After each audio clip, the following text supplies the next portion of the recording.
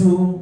Amen. Asante Yesu. Wamo nyumbani mwa Bwana. Daudi akasema, nalifurahi sana waliponiambia twende nyumbani mwa Bwana. Maana nyumbani kwa Bwana kuna amani, kuna uzima, kuna furaha, kuna mambo mazuri, kuna fursa, kuna utajiri, kuna hekima nyumbani mwa Bwana, kuna maarifa. Kwa Daudi akasema, nalifurahia sana nilipoambiwa twende nyumbani kwa Bwana, kwa sababu ndani ya nyumba ya Mungu liko jina la Bwana.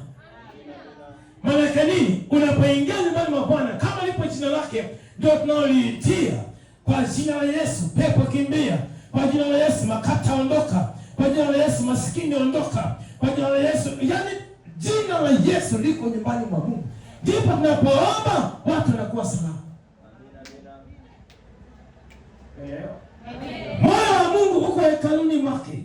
Maana kuna mioyo iliyohuzunishwa, mioyo iliyopasuka huko mitaani, mioyo iliyoumizwa huko mitaani. Moyo wako umeumizwa na mkeo na mmeo, kama nilivyokuwa nasema mtumishi wa Mungu, moyo wako umeumizwa. Unapoingia hapa, kuna moyo wa Mungu unaanza kukusaidia.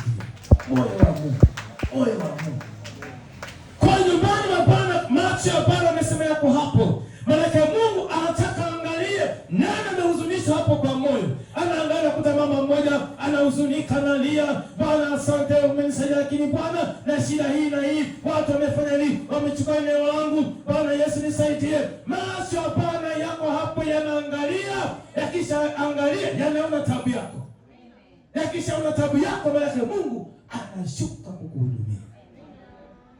Huu ni mwaka wa kubadilika. Lazima tubadilike. Badilisha mtazamo wako kwa jina la Yesu. Lazima badilisha mtazamo wako kwa jina la Yesu. Usiwe kama hivyo ulivyo. Kama ni Bwana asifiwe.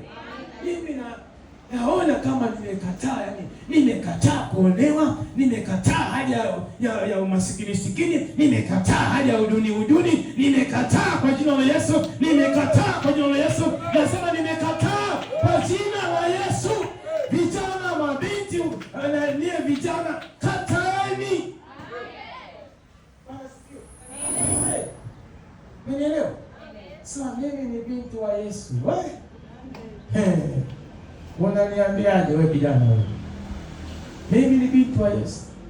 Mimi sio kupiga miluzi hata siku moja. Mimi sio mbwa.